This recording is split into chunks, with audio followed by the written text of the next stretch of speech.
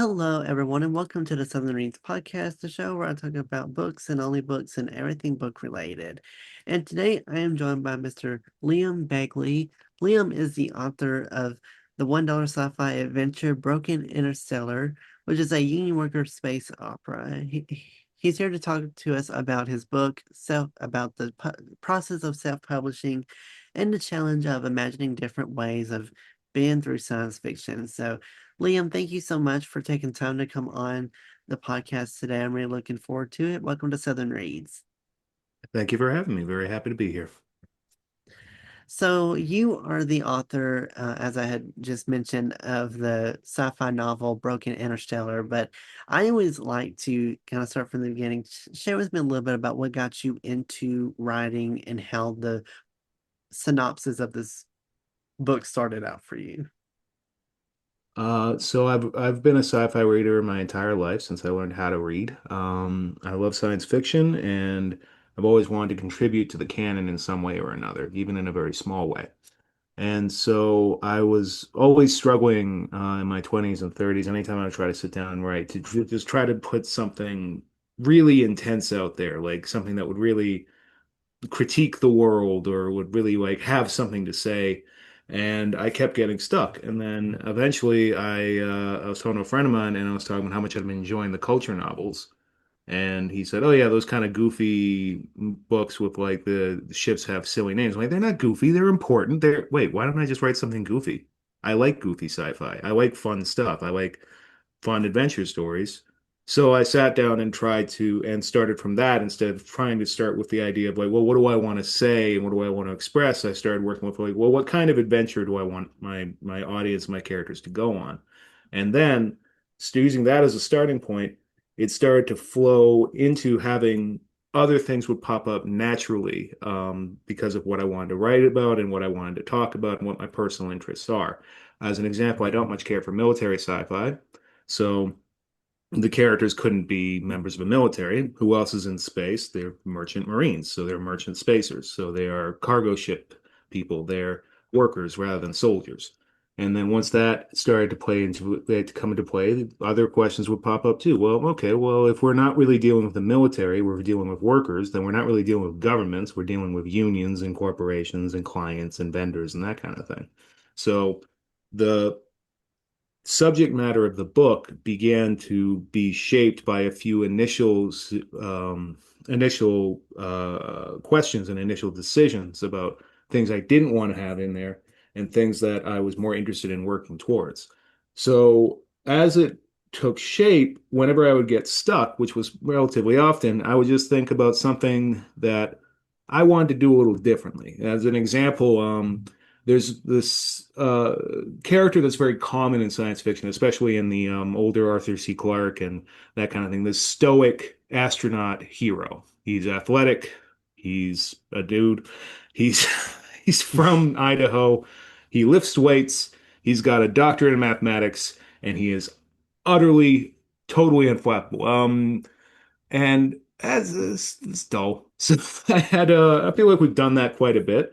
So the first thing that happens in my book is the protagonist Temper wakes up, realizes that he's crash landed, realizes he has absolutely no idea where he is, how he's going to get out of it, where his crew is, where his ship is, how he's going to do anything, and that he's completely and totally outside of the context for which he's been trained his entire life. And he breaks down and starts crying because I just wanted it to have like right away be signaling that like we're not gonna stoic our way through this. He is upset. He's going to die. It's okay to be upset that you're gonna die. And I think that there's sort of that decisions like that are what sort of helped me get through initial stumbling blocks and develop some momentum in the narrative that helped carry me through the rest of writing the book.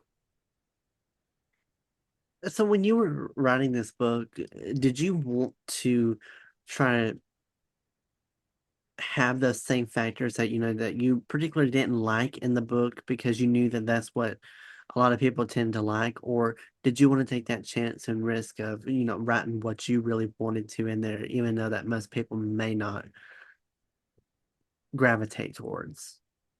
I don't think you can or should write dishonestly. if I set out to write a military sci-fi book, I I feel like I could punish myself and torture myself to get to the end of it, but it would necessarily be critical in ways that I would be critical. I'm not a big believer in the author is dead. I don't think interpretation is completely up to the audience, but I do think the author is naked. I think that if you read through somebody's work, by virtue of the fact that they're creating a narrative and they're creating a world, there's going to be elements of what they believe the world, how they believe the world to work will come into play. I mean, as a person, I am fairly skeptical of claims of authority without backing. So any character in my book that would be a general, if I were to write it as military sci-fi, there wouldn't be the unquestioned authority of the general or the president or the king or what have you. And because I can't write that because I don't believe it, it would be like trying to write one plus one equals three. In the same sense, I think that it is always better to take a strong position that you feel like you can defend and be honest about, because while audiences might be turned off from a non-military sci-fi book because that's not their thing, completely understand that, but everybody's going to be turned off by a book that's inauthentic. Like if I try to write like a hard sci-fi, military sci-fi that's like that I put all this work into, but it's just like clearly I'm not enjoying myself. Clearly it's really forced. The audience is also going to pick up on that. So now I've got something that military sci-fi fans won't enjoy because it's not very good. And I've got something that the people who might have enjoyed a non-military sci-fi book aren't going to enjoy because it's trying to be military sci-fi. And you have no friends, you have no audience at that point. So you should always, I think, and I agree that you always have to kind of think about this isn't, you're not doing this in a vacuum. You have to think about how is this going to read to another person? How can I bridge the gap to what they want and what they're used to and what they're familiar with without otherwise, like I'm just talking to myself, in which case, why bother publishing and why bother writing in the first place? But you got to balance that with the fact that, like, well, this is still my book. I still want it to be what I feel most comfortable writing. And on top of that, I have to be real about the fact that you cannot write inauthentically. Like if like Fran like I mean I always like the idea of like 30 Rock when they were making it. They said that they did not intend 30 Rock the sitcom to be this absurdist sort of avant-garde kind of weirdo show. They were planning on just writing a Happy Days, but just they had so many people in that room, in that writer's room, who were so funny in that particular way that that's where they ended up going. And if they had fought that, it would have been a terrible show. So instead, they rode that through. Sometimes, I guess what I'm saying is sometimes you just got to turn into the skid. Like the story wants to go somewhere and you want to go somewhere, whether you want to admit it or not, let it go. Let it go where it wants to go. Now, one thing that you do is you do a lot of self-publishing. You don't work with any of the traditional publishing. However, you do face some challenges. So, what are some challenges that self-publishing authors tend to face? Oh, I mean, finding people to read the book would probably be first and foremost of it. Um, there are pathways, but you are on your own. You are completely on your own. If everyone else is walking to the goal, which is to get a certain number of readers, you're crawling. And that means that everything's got to come from you. You got to go find your own interviews. Like you there, sir. Thank you very much for your time once again. You've got to go find your audience yourself. You've got to start looking around for people who might be interested. I remember hearing years ago that the best marketing in the world is not something that puts your product in front of everybody. It's the thing that puts your product exactly in front of exactly the people who would exactly want to buy it. So you have to find those people. And a lot of that is figuring out what sets your book apart, what makes your book a little bit different, and then finding people who might be interested in that, and then finding out how to reach them. And then which is itself its own struggle and its own issues. The other challenge you're facing is that you have none of the support that you depend on as an author. If you're being traditionally published, they'll help you find an editor. They'll help you find a sensitivity reader if you need such a thing. I did need one, and the first one I hired took my 50% of the fee advance and never came back. So that's so there's always going to be those challenges because you're alone. And I was at a writers conference and they had this thing for self-publishers that really made sense to me. It's like, up until the point while you're writing, you're wearing your writer's hat, you're being creative, and you have to keep that hat on. And you got to do whatever you want to do to make that story work and to make that story good. And then as soon as you write the end and you've got a draft you feel good publishing, now you take off that creator hat and you put on the business hat. And the business hat is we have units, we have to move them. We have to identify a market. We have to figure out the steps to do that. And that's very familiar to me. I've spent the last 13, 14 years of my life, maybe something like that, 10 years in the union, working in film. And one of the things that's wonderful about film and scary about film is it is a creative factory. And we have the creative side of it, the directors, the writers, the artists, the sculptors, the prop makers who do all this creative work, and they're all coordinated by the production side who do all the business work. And the tension between the two is always there, but it should be like the tension between a bicep and a tricep. It supports and engages one another. It makes us all stronger as a result. So when you're self-publishing, you have to be both sides of that coin to yourself. And that might mean that, as you pointed out, like if there's something in your book that's really going to turn people off during the creative process, yeah, keep it in. When you switch over to the business process and you're reading through it and you think like, well, can I excise this? Because I'm gonna lose audiences here. And is this important enough to the plot that I'd have to hold on to it? And if the answer is yes, then yes. And if the answer is no, then it has to go, and that can't make it to the next draft. So I'd say that self-publishing provides a great deal of freedom, but you really have to manage your expectations. You have to manage your planning. You have to really think about how are you going to find your audience and what can you do. I don't have time to establish, I don't have a great social media presence or online presence, and I realistically do not have time to establish one. I wanted to write the book. I didn't want to spend 3 years writing a blog and posting and getting short stories and sending short stories around and building a community that way. And that's a very effective way to do this. I just didn't really wasn't interested in that was not my primary interest. So instead, I've got a book. I'm now going to try to get as much exposure to that book as possible. We've priced it down to the lowest amount that it's possible to be priced at without being free. And if it's free, I'm fairly certain nobody will read it. They'll just grab it and feed it to an AI. And then once that's done, and then now it's just a matter of talking to these people like yourself, getting people aware of it, getting people aware of it maybe being something they'd be interested in, and hopefully garnering some reviews. And maybe that means this book only sells a few hundred copies. The next book maybe sells a few thousand, but this is a cumulative process. It takes a long time to read a novel. It takes a really long time to write a novel. So you can just start rolling that ball and just be patient as you start to build momentum and overcome that inertia. Now, what are the advantages of being a self-publishing author, and what do you feel like they have now compared to what normal authors may personally have? As a self-published author, you have complete freedom according to how long you want your book to be, what you want your book to be about, how you want to sell your book. I don't know if have you ever applied for a literary agent and written a query letter? Um, when you apply to a literary agent, you are expected to write a query letter, which will have a little information about you and a lot of information about the book that you're currently trying to sell.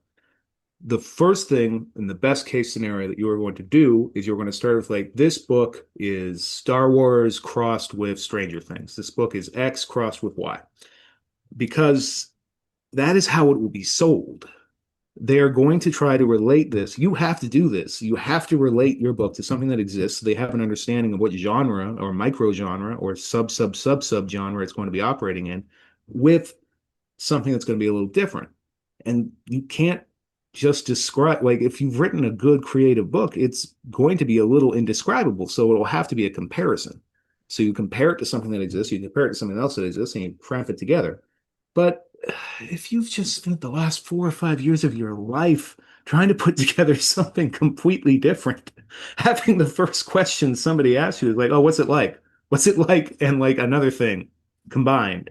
And that's just a little distressing. That's a little disheartening. So you have the opportunity to dodge that, and you have a self-published offer. You can decide to sell it an entirely different way. I mean, I'm selling my book as being about unions and organizing and anarchy and workers' rights and that kind of thing, because I think to me that is the thing that is most interesting or compelling or distinct about it.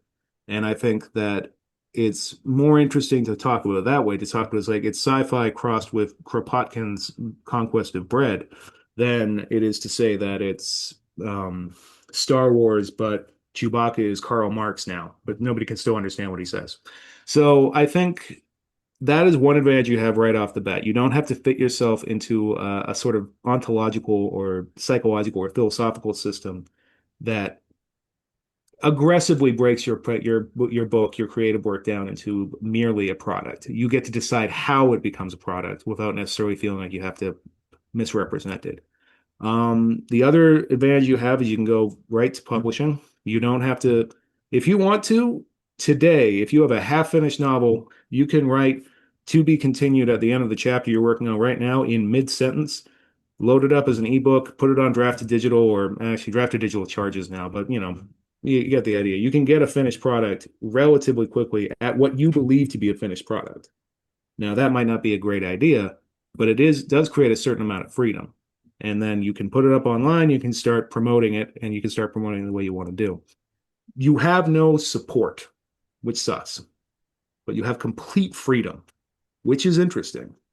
And if you are maybe of a difficult personality bent, which I have been accused of, you can sometimes be in a position where doing it your own way, you can find out more interesting things about the way the process works, the way marketing works, uh, the way publishing works in general.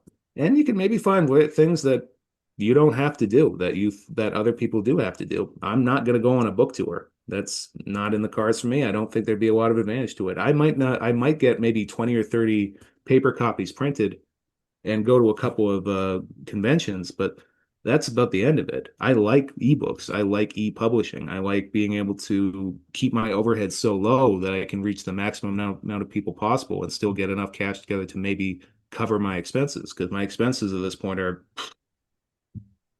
maybe $1,000 if you include marketing over the last year or two, which includes a Podmatch membership, which was really only $45.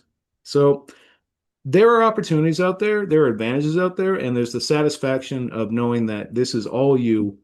You did this yourself. You didn't have to make compromises that didn't make sense to you. You didn't have to fit yourself into somebody else's maybe constrained perception of what the product could be. You can go out there and you can Frank Zappa your way through this whole thing. But you're alone and you have to do everything yourself. So, like all things in life, it is a trade-off.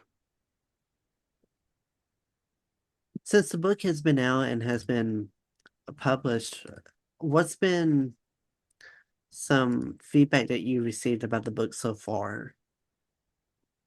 My favorite review was actually from somebody who we did a advanced review copy, and they read it, and I was really happy because they said explicitly in the review, I'm more of a romanticy person. Like I generally read stuff more that's a lot more for mood and that kind of thing. But I really enjoyed this. I really enjoyed the ending of it. I also particularly like how they didn't really understand why Temper had to keep getting kicked when he was down, and I was like, yeah, that's on purpose. I, but thank you for picking up on that, and that is true. I probably could have made Temper less the protagonist less immediately disadvantaged and inconvenienced at all times. But that was the story I wanted to write. And I think that one really spoke to me really positively as to the idea that the appeal of this book isn't too niche. It's not too genre. This isn't just a parody of science fiction or something that's a bunch of inside jokes.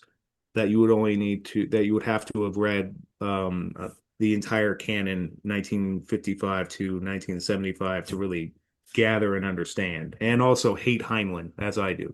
You have to like this is still a book that other people can read that talks about things that are universal and normal enough that anyone can pick it up, and it might not be their thing, but they'll get something out of it. And I think that really made me feel really good. The concern is always that you're just talking to yourself, that you've written something that's basically gobbledygook or nonsense. And the ending in particular was a point of great anxiety for me because it becomes quite, I guess, abstract in a sense.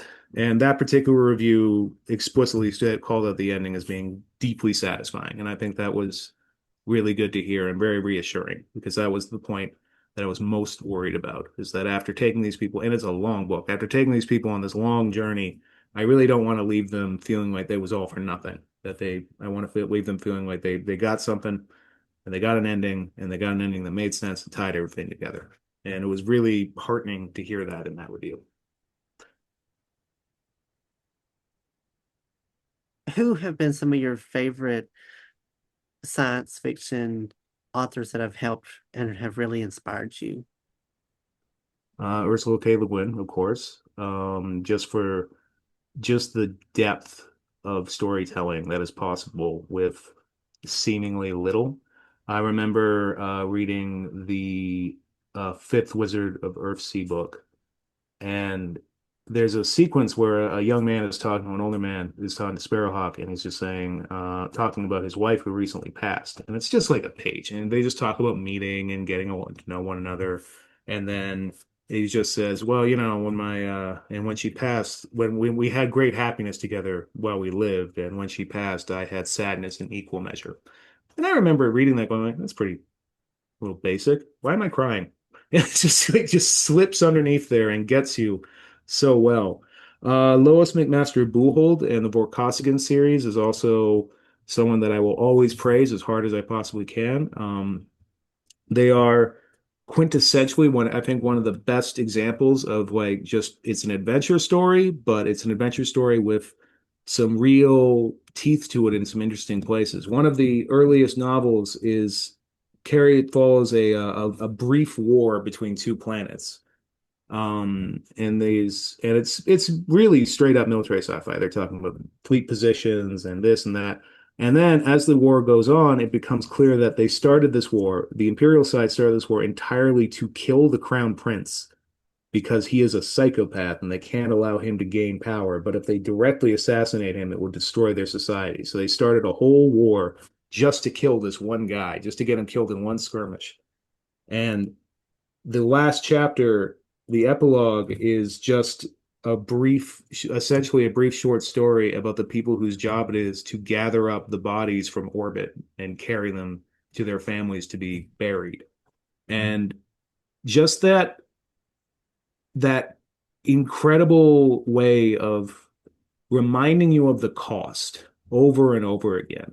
That like reminding you of the personal cost of every individual person who's being shoveled into the war and why it is necessary, but also why it's only necessary because we refuse to overthrow this empire. But overthrowing this empire would create more suffering. And it's just, I really appreciate how there's a real practicality and pragmatism to Lois McMaster Buchholz's work. And it really it lets her tie together like the micro and the macro so well. You have these people who are just on the ground living within an empire, doing work for it, and vaguely aware of its injustices, but also not aware that they can't really do much about it. And as a result, it illuminates the larger forces at work. So that's great. That's amazing. And then of course, Herbert and Phil K. Dick, but that's just a gimme at this point. So I would say Buchholz and Gwyn and Le Guin are probably the two authors that I most hope to emulate as I continue to work.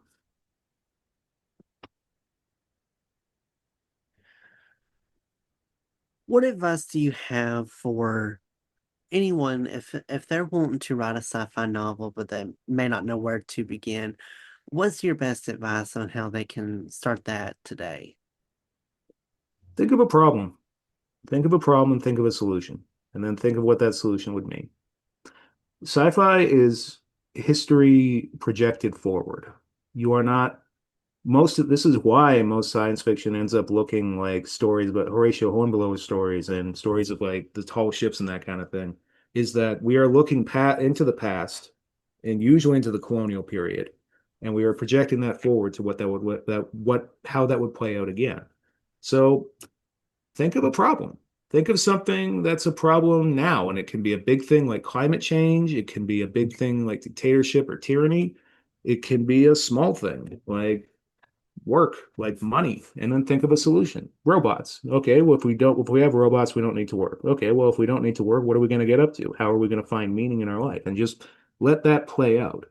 And that can give you a setting very quickly. And that can give you a setting that will ring true very quickly because it's not just this would be cool. Like, what if I had a robot arm? That would rule. That would rule.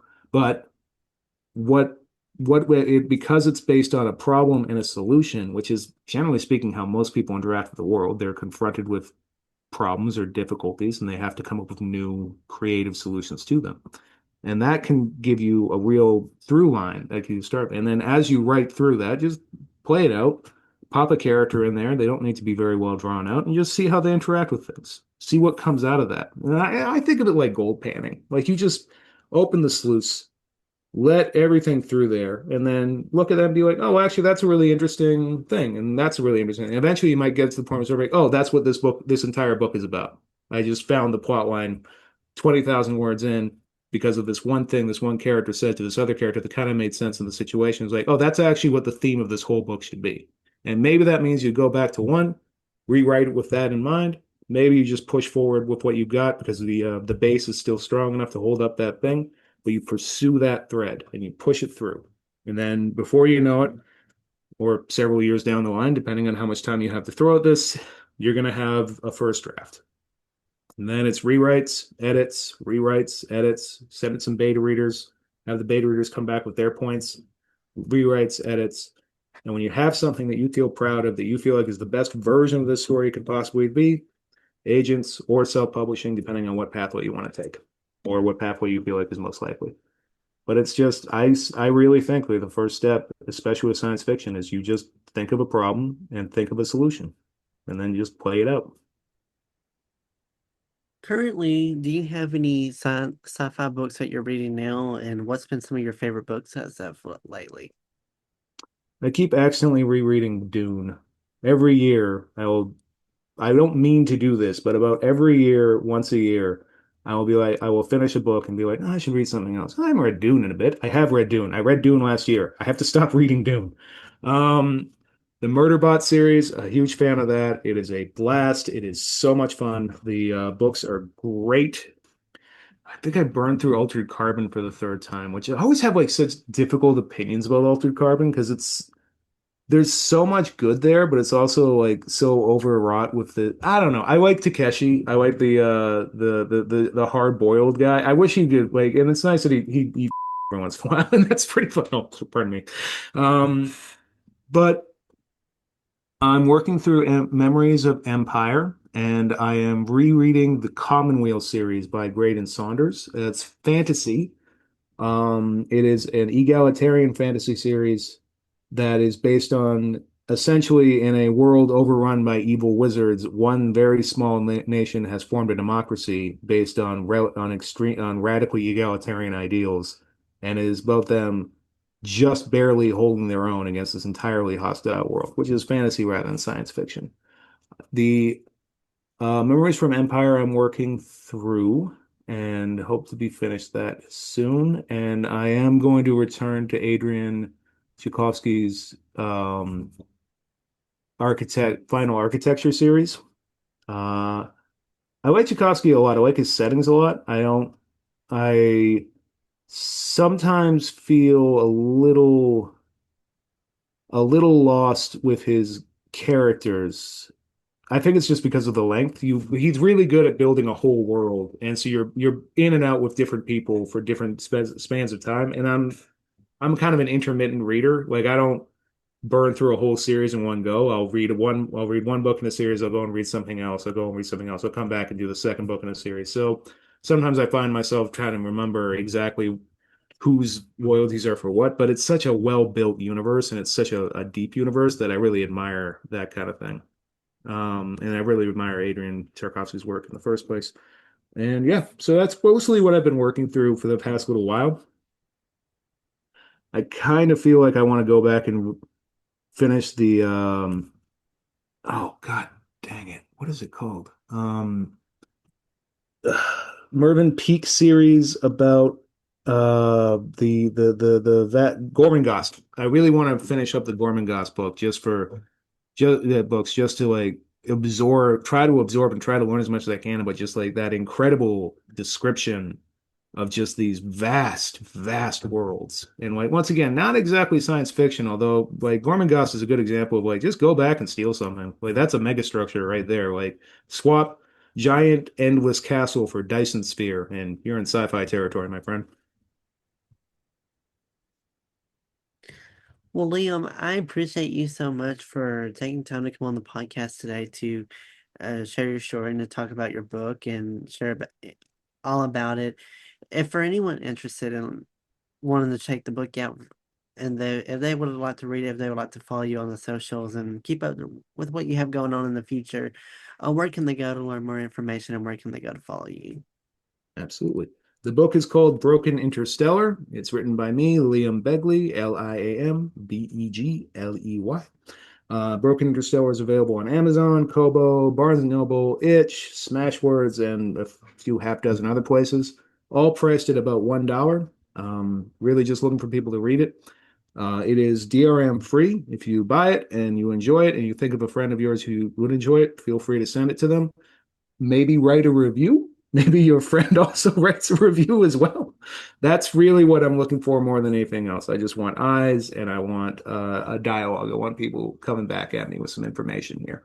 If you go to www.liambegley.ca, liambegley.ca, you'll get a nice, simple little link tree style page, has all the stores and has connections to my social media accounts. If you follow me on Blue Sky, you will hear about the book. You will also hear a lot of opinions about the Vancouver, British Columbia political situations on the municipal government and various criticisms of the mayor, some fair, some quite mean-spirited. And if you go out and read my Substack, you will get a lot of stuff about Star Trek, Hegel, and von Clausewitz when I update it, which is about once every month, give or take. But yeah, liambegley.ca, www.liambegley.ca is the best place to go to find all the stores, or just search for Broken Interstellar on Amazon and buy it for $1. Review it. Send it to a friend. Have them review it. And yeah, and also like I love talking about science fiction. Reach out on Blue Sky. My DMs are open. Happy to chat. Happy to chat about basically anything most of the time, as you might have noticed from the last 30 minutes of your life. And thank you again very much, Noah, for having me on the show. It's been very appreciated. Thank you for this opportunity. I really appreciate it. You are more than welcome, and I'll put his links and everything in the description box in the show notes. Feel free to check those out. The website and everything else will be down below. You can also follow the podcast on the socials. Follow me on Instagram and TikTok at southern.reads. You can also follow me on Facebook, Twitter, and YouTube at Noah's Podcasts. And feel free to also follow me on the book apps as well. I'm on Goodreads, Storygraph, Fable, Margins. I don't have a direct custom link for those because I don't think Goodreads and Storygraph I do, but it is just more easier if I just say go to the description box to find those, and they're on my website as well. It's they've made it difficult to kind of promote it. But if you just go to look in the show notes and look on my website, there'll be direct links to that. There you can find what I'm reading and kind of just see what I have on my to be read list. It's about 1,000 books. I'm very far behind. Um, I appreciate you all so much for tuning in, listening. If you enjoyed today's episode, feel free to follow or subscribe so you get notified of when new episodes like this come out in the future. Thank you so much to everyone for tuning in today's episode. Y'all have a great rest of your day. Be safe, and I will see you on the next episode of Southern Reads.